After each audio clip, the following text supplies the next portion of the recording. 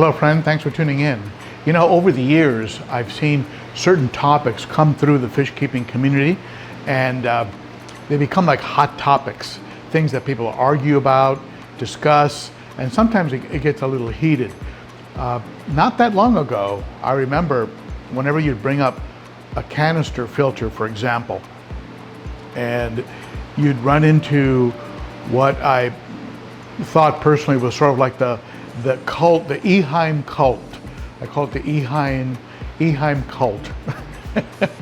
Nothing against Eheim, great company. They used to make great canister filters that run for 20, 30 years. I hear reports, but boy, oh boy, the second you would suggest anything outside of Eheim, whether it be an Aquatop or a Sun like the one I've had running for years and years and years. You can see it here, the Sun 704B, or anything else.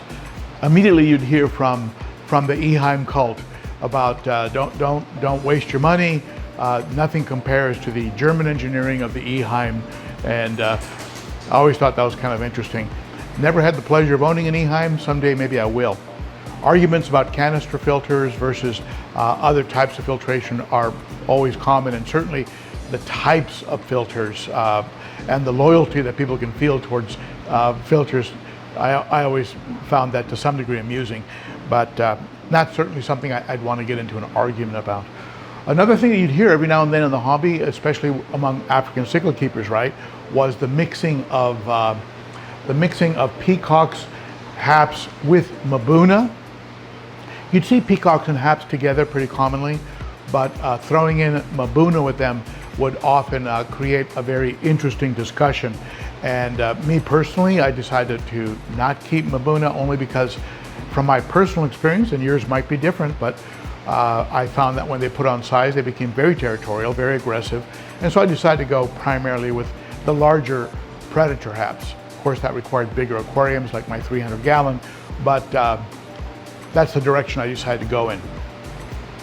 Now, you want to get into even a more heated discussion, get into the mixing of lakes. In other words, throw in some Lake Victoria fish and some of the Malawi fish and some Tanganyikans. Put them in the same aquarium, and you're gonna have a firestorm. Now, if you want people to totally lose their minds, throw a few South American cichlids in there, and you'll be off to the races, right? I've seen it work. I see people do it, and it works. You know, my personal philosophy is, well, it'll work until it doesn't work. And very often you don't see the videos posted about when all chaos broke loose. Those videos you don't see too often on YouTube. Well, I promised you 15 points. I'm up to number 3 here. And this has been really interesting in the area of decor, where you start to get into bright colored decorations, neon colored substrates, and even this slips a little bit over into the area of plastic plants versus live plants. I mean, I've had people actually comment on how they would never put a plastic plant in their aquarium. They just thought it was a bit I don't know, just not for them, and that's okay. Everything I'm saying here really is there's enough room for all of us in the hobby. So, but it's just an interesting point that people would take sometimes. I would never go with plastic plants. It's like a big deal. Currently, I have plastic and planted. I like them both for different reasons, and certainly where I can have where I can have live plants, I would prefer live plants. But some fish, it's not going to work, and you still want that green, that decor in the aquarium. You got to go with it. Now, there's a type of fish that kind of straddles between plastic plants and and that's the glowfish, right? Some people love the glowfish, and there are other folks that lose their minds. They just think it's a Frankenfish, a genetically modified oddball. In my mind, kind of like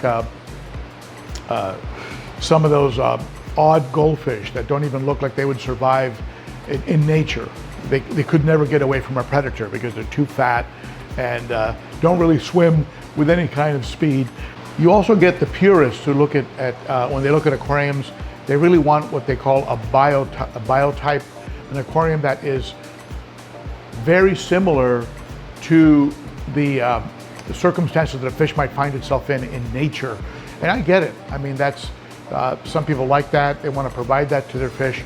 The truth is, though, is that very often the fish that we're buying and have in our aquariums, they haven't been anywhere near their natural habitat for many, many years because they've been locally bred, or bred in farms that may or may not approximate anything to do with where they would be found in nature, right? So you have a sort of a biotype group of fish keepers. Some of the tanks I have, and it might be painful for them to look at my tank. And how about bare bottom? Some people love bare bottom tanks. I've never been able to get into them. I understand that they're easy to keep clean.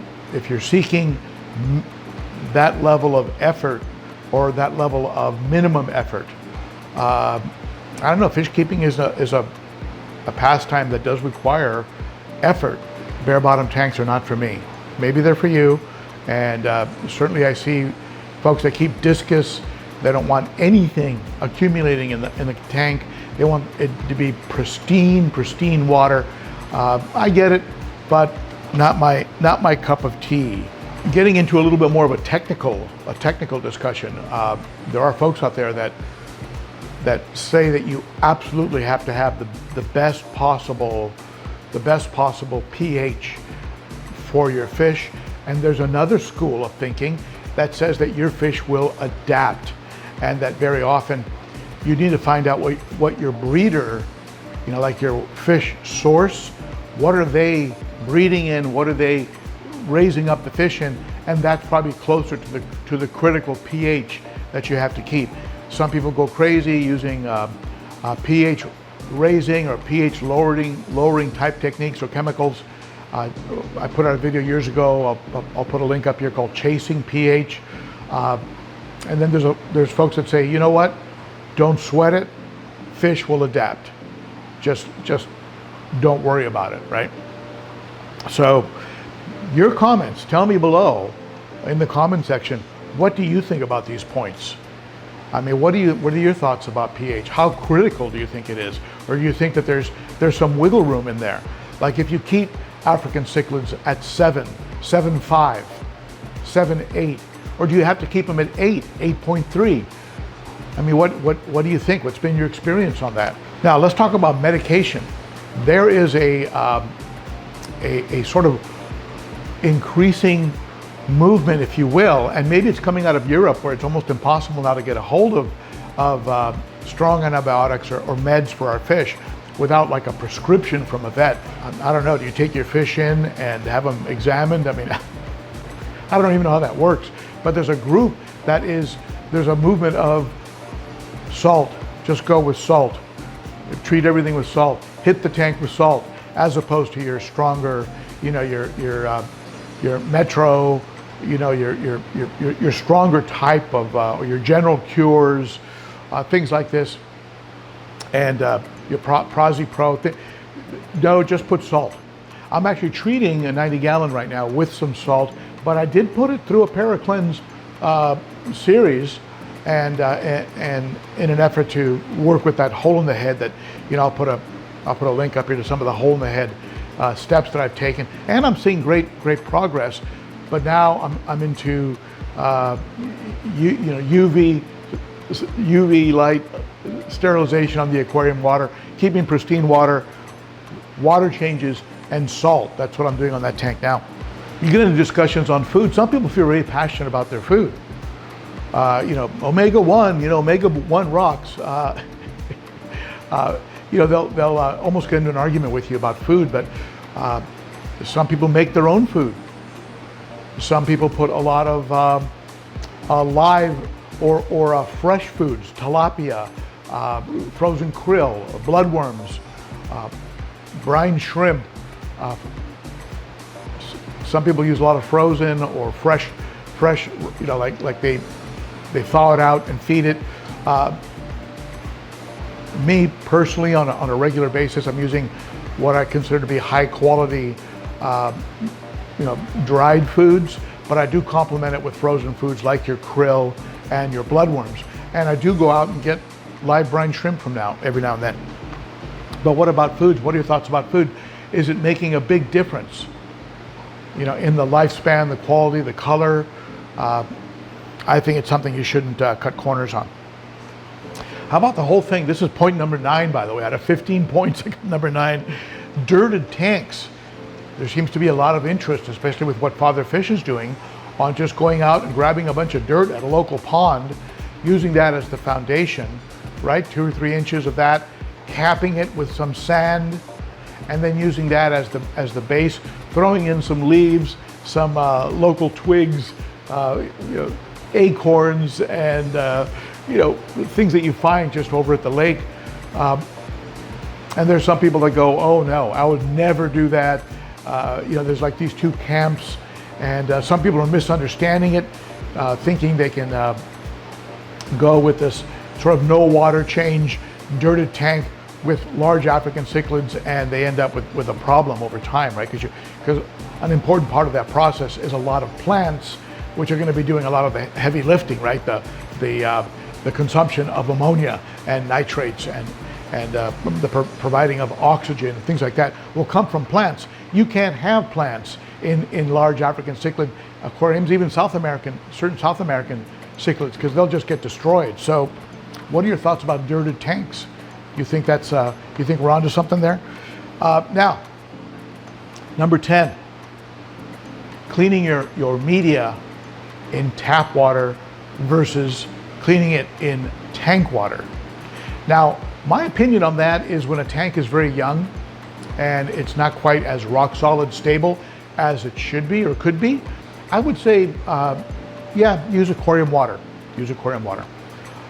As the tank becomes more and more stable, and especially if you're using a deep substrate like I do, with a deep substrate that is housing a lot of beneficial bacteria, you're going to have a little more leeway, and so you'll be able to use tap water. Now, in my case here in Nashville, Tennessee, my tap water doesn't test out as having hardly any ammonium, or really anything really drastic. It has very small amounts of it. It's not that bad. It's not that bad. Now, if you're in a major metropolitan area, like in the middle of Los Angeles, the middle of Chicago, of New York City, I don't know, maybe your water will test out super high with ammonia. And I was just talking to somebody from Denver. They told me that in the shower or when you're washing dishes, you can smell the heavy chlorine, almost like a pool, like a swimming pool. And they just can't drink it. They can't drink it. So that's something you have to make a decision on. Number 11, feeding. Lots of different schools of thought on the idea of feeding. How often do you feed? Some people go once a day. I was twice a day forever. More recently, I've been more once a day. Better water quality, less waste in the water. I don't notice a drop in the quality or the in the fish, the way the fish look, the way the fish act. I'm not seeing sunken bellies. So I'm kind of shifted over to the once a day. But I've talked to people who don't feed their fish once a week and just let them scrounge around. Now, I'm not sure if I would do that with very aggressive predator type fish, only because I think they would start to look at each other as a possible meal. I've heard that. How often do you feed? Share it below. How often do you feed your fish? How's that work? Were you always doing it that way? Why did you change? Now, how about the topic of cycling a tank? How do we cycle a tank? Again, you've got the old school folks that throw a piece of shrimp in there, and there are folks who use the live fish. They'll go pick up some black skirt tetras, something that's very hardy, and they'll put that in the aquarium and they'll do a live fish cycling. There's another school of thought that we'll get into the C-Chem stability or the C-Chem or the Fritz Zyme products like Fritz Zyme 7 and use a bacteria in a bottle, which I've been successful with. Also, of course, using media from an established tank, very workable. I've found that to be very, very workable. How do you cycle a tank? How do you do it? Different schools of thought. How about the topic of quarantine? Do you quarantine your fish? Some people go, no. I buy from trusted providers, my fish go right in the tank. One school of thought. I find that a little scary. I've had a bad experience with that. I have a quarantine tank that I use whenever I get new fish. And how long do you quarantine? Do you medicate when you quarantine? Again, many different prevailing thoughts out there, and certainly will be a good topic for a discussion. We're almost at number 15. Number 14, media choices. Boy, you can get the full spectrum on that. You get folks that go with, you've got to have the best. You got to get your matrix, your biohome, like when it comes to media, price is no obstacle. They want to go with the best, the most expensive. Other folks are using scrubbies, right? They're using just sponges.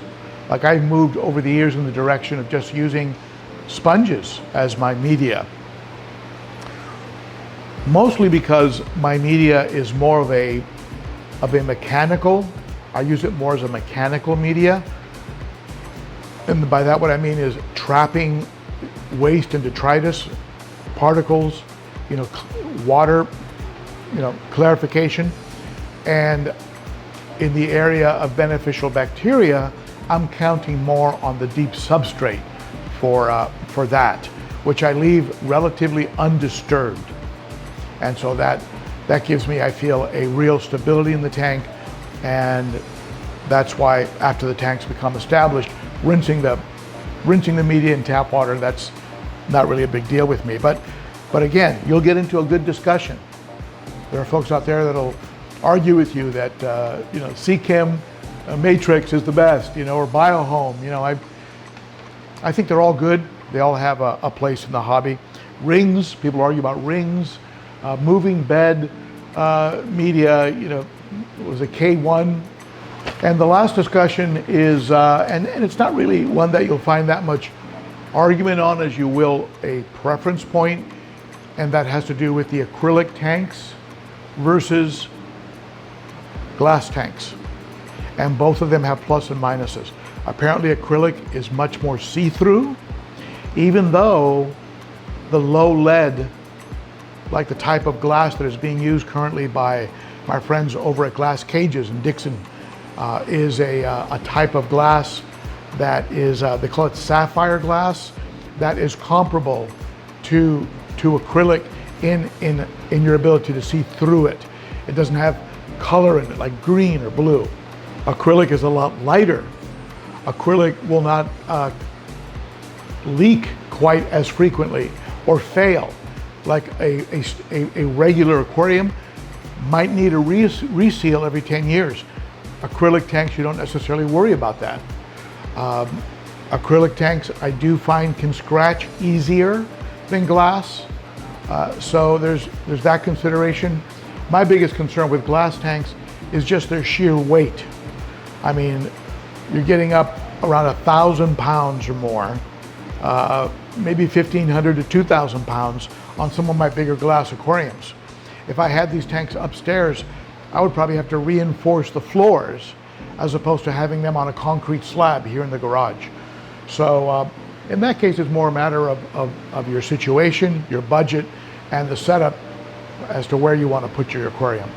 At any rate, those are some of the topics that over the years I've found people get into some big discussions on.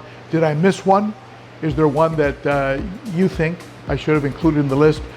Comment below. I'd love to hear about it, and we can talk about it some more at the Cichlids and Coffee live stream every Saturday at 11 a.m. Central, and that's 9 a.m. Pacific, noon Eastern. And certainly, if you like this channel and you like what's going on here, be sure to hit that sub button and subscribe, hit the bell, hit the thumbs up, and consider becoming a Patreon monthly supporter. Starts for as little as $3 a month, details are under the description, in the description section under the video. Thank you, my friends. You are appreciated. I'll see you again soon. Those are my 15. List yours down below. Thank you. Oh, by the way, here's a video that I think you'll enjoy that gets into just about every tip that every fish keeping tip video I've ever released is right here. And if you want to subscribe, go ahead and punch me in the nose right here and you'll be subscribed to my channel. All right, see you again soon. Bye-bye.